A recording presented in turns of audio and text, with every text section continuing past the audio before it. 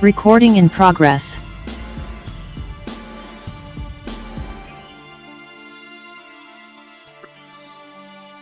Good afternoon, everybody. And to those in the West Coast, let me say good morning and welcome to the ACES Mobility Coalition webinar series sponsored by the Jacksonville Transportation Authority.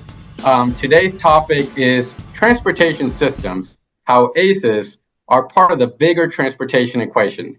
My name is Ivan Rodriguez Seda. I'm the Chief of Staff to the Jacksonville Transportation Authority, and I'm excited to be serving as your moderator today and to be joined by this amazing group of panelists that I'll introduce to you shortly. But before I do, let me say that my goal today is to have a meaningful discussion. This is a very important topic. There's no time limits. There's no lights flickering. This is not a presidential debate. We can go at it. We can go off script, and we're going to have a lot of fun. But this is an important topic for us. You see, transportation is an essential component of modern life. And, it just moves goods. It takes people to where they need to go. We respond to emergencies, enabling tourism, you name it. We run the gamut. But how do ACES, autonomous, connected, electric shared vehicles, fit into the bigger transportation equation? That's what we're going to discuss today. And we have a great list of panelists and industry leaders. We are missing one panelist. He is running a bit late. But we have two excellent, and let me start introducing them first. Kerri Stewart, she serves as the Chief Strategy Officer for Miller Electric Company and President of Miller EV Solutions. Kerri leads the development of business strategy in addition to leading corporate strategy. Kerri has been tapped to lead Miller Electric's Vehicle Solutions Group to being the leading EV solution provider in North America. And somebody that knows Kerri for a while, I can tell you she has a fantastic career in both the private and public sector, keen in knowing policy and how to be able to deliver projects and results. We are also joined by Jim Katsafanas. He's the Vice President and National Connected and Automated Vehicle Technology Director with Michael Baker International. And let me tell you, I had to practice his title a couple of times to make sure I would make it all the way through, which I did. He leads the Coast Company's Mobility Technology Solution practice. In his role, he provides national problem leadership and client advisory services, specializing in emerging transportation technologies, including advanced traffic signal systems, intelligent transportation systems, connected and automated vehicles, systems engineering, digital infrastructure, vehicle electrification, artificial intelligence, and smart mobility and logistics. And hopefully later on, we'll be joined by Ben Limmer, who is the Chief Public Transportation for the Connecticut Department of Transportation. And when he joins, I'll introduce him properly. But for us to not lose time, let's jump right ahead. Let me just say before I do, these individuals that we have here, they gave me great bios. I did not do justice. I would urge everybody, reach out to them because you can learn a lot from them. I have the pleasure to know them all. And please reach out to them, learn from their great accomplishments, and you're going to learn a lot of them. So with that, let's go right ahead to the questions. As mentioned before, I'll just be the moderator. I'll make sure that everybody gets enough time, but I really want to incentivize the conversation so our panelists, if you feel that you want to share something that was a question that led somebody else, please do so. That's really what we want to hear. And I know the audience, that's what they're looking for as well. So, Kerri, I'm going to start with you. Okay. Charging infrastructure. What advancements are being made in charging infrastructure and vehicle-to-grid technology to support ACES vehicles? Great question. And, there's a lot of EV in the title, but here at Miller Electric, one of my mantras is all AVs or ACES vehicles are EVs. So I'm going to use the term interchangeably because in our vernacular here at Miller Electric, they're all EVs, and all AVs or ACE vehicles are EVs in our world. Some of the advancements that we've seen in recent years in the charging infrastructure and vehicle to grid or V2G technology for ACES vehicles or all EVs really include the development of bidirectional charging capabilities, allowing electric vehicles to not only draw power from the grid, but also feed electricity back into it during peak demand periods when it's needed on the grid, essentially acting as a mobile energy storage unit. Some of the key things about the advancements in this V2G world is, again, the bidirectional charging. I think that's what most people think about when they think about vehicle to grid charging. But there's been huge advancements also in smart charging stations. These stations can communicate with the grid and the EV batteries or the ACES vehicle batteries to optimize the charging times, considering factors like electrical prices from the utility and renewable energy availability, just maximizing the efficiency of the exchange of energy between the grid and the vehicle. There's also been huge advancements in battery management systems. To ensure the longevity of EV batteries, those of you who drive EVs or you work in this industry, you know battery degradation is a real thing. But we are seeing advanced battery management systems using these V2G applications. New battery management systems are just being developed to handle frequent charging and discharging cycles while maintaining the performance of the battery. It's really, really important, especially when ACES vehicles are in production and on a time schedule. And then integration of these vehicles with renewable energy sources. V2G technology can be used to store excess renewable energy from sources like solar and wind power into the EV batteries themselves, further contributing to grid stability.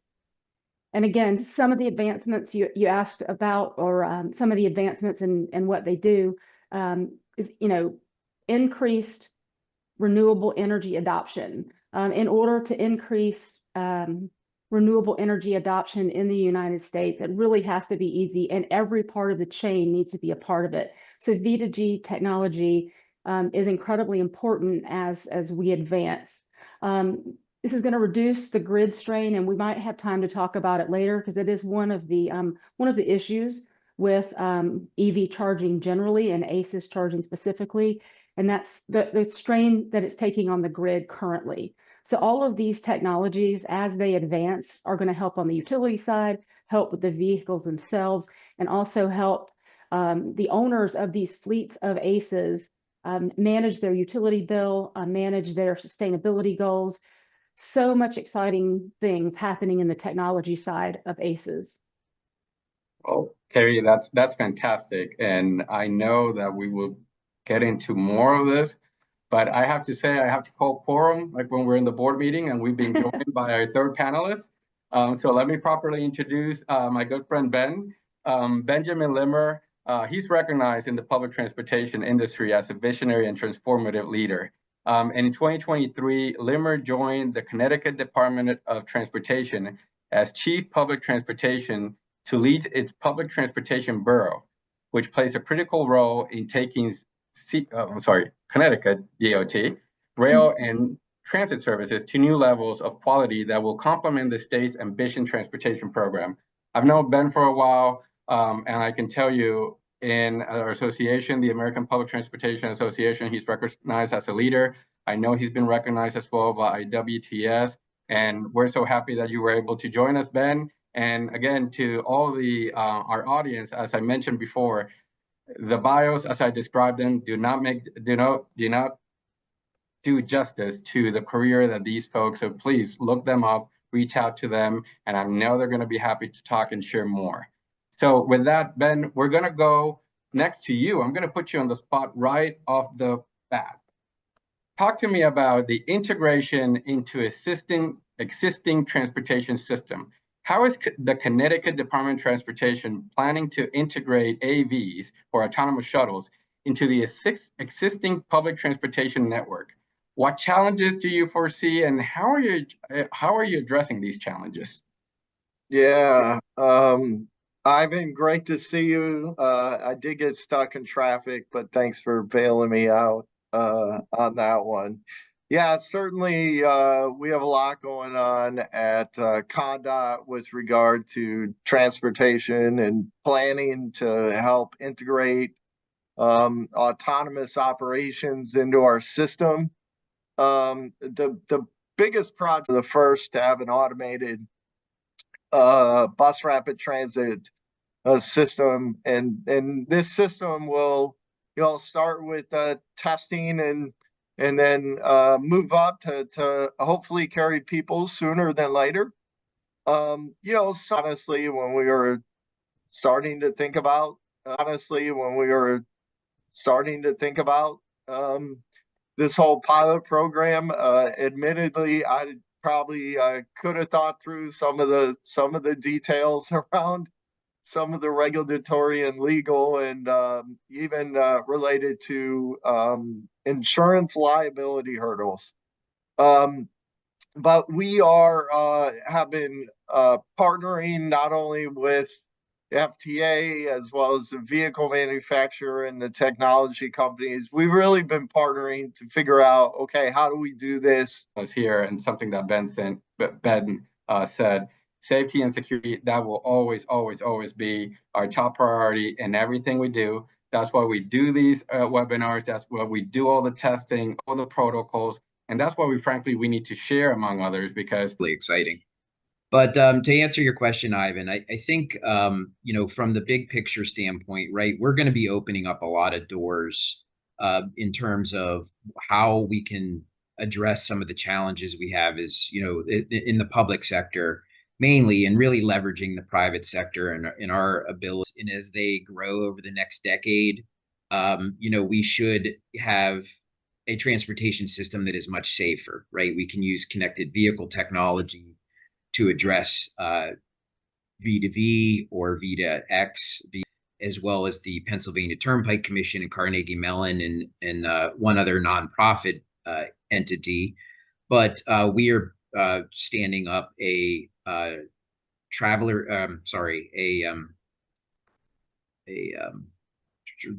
losing the word at the moment.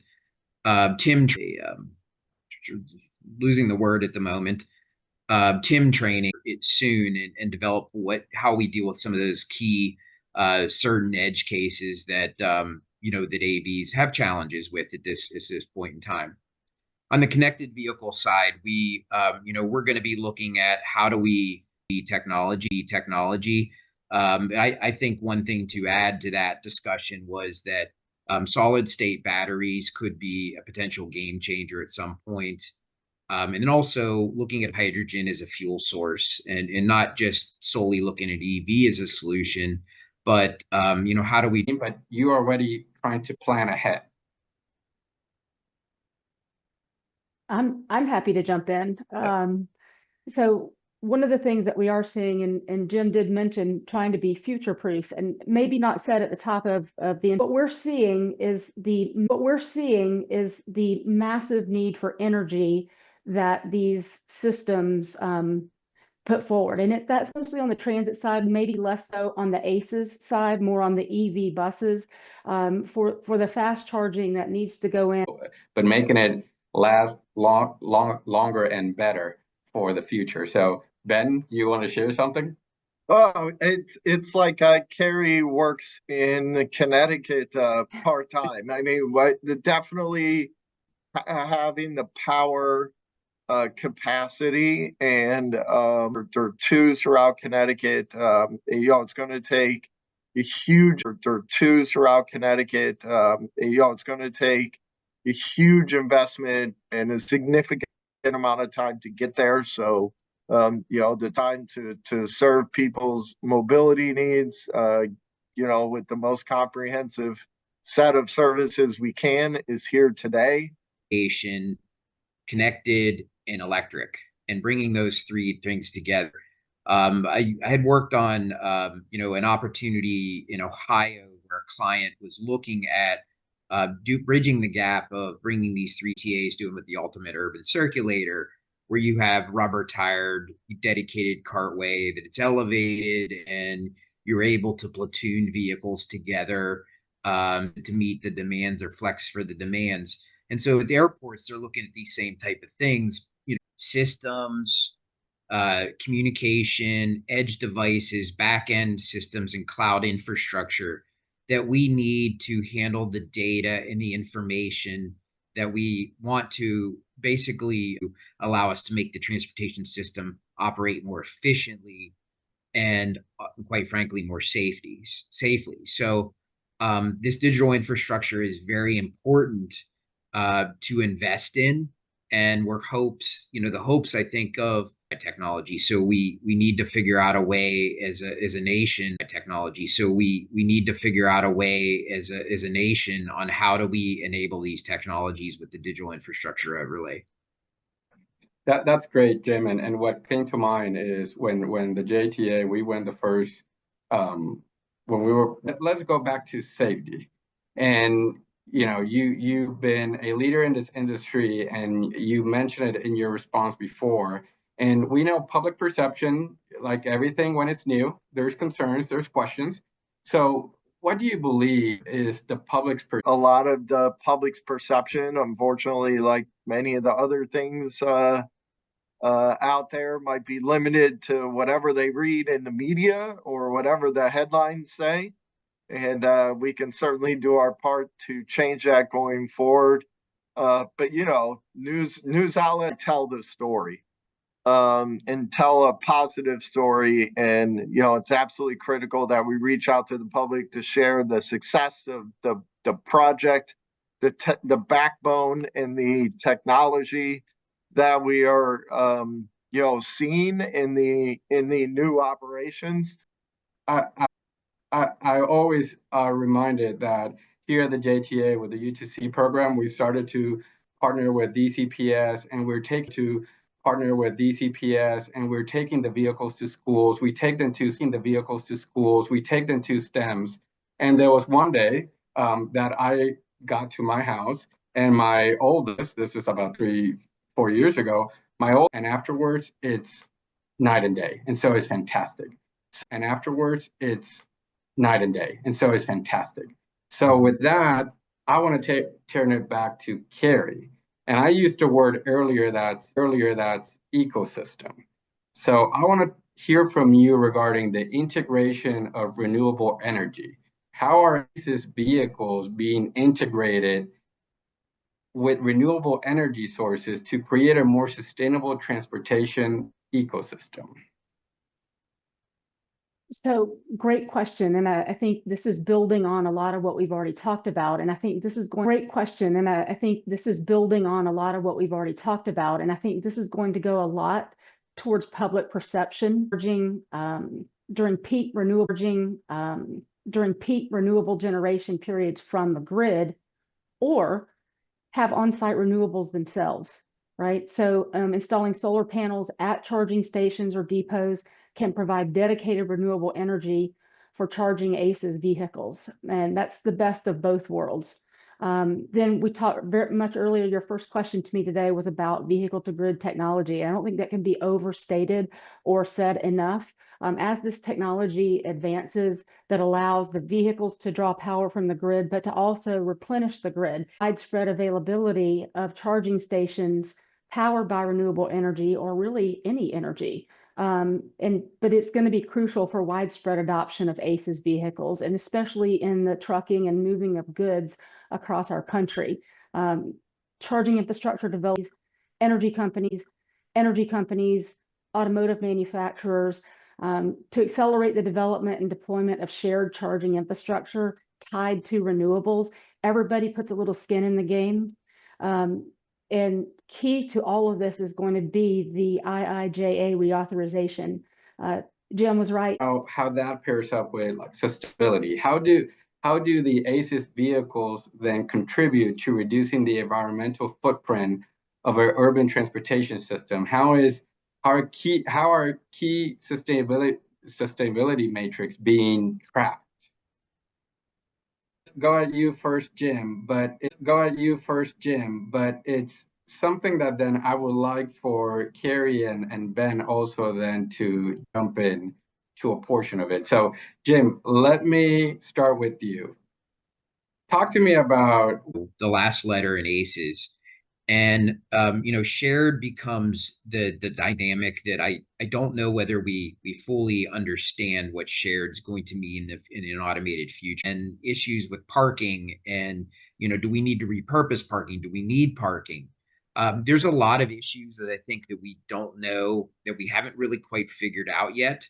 and the land use planners in the urban, and we don't have the workforce to manage, to really support and sustain our vital logistics infrastructure, supply chain infrastructure, or outside the 5.9 gigahertz spectrum, and using cellular and telematic communications, that'll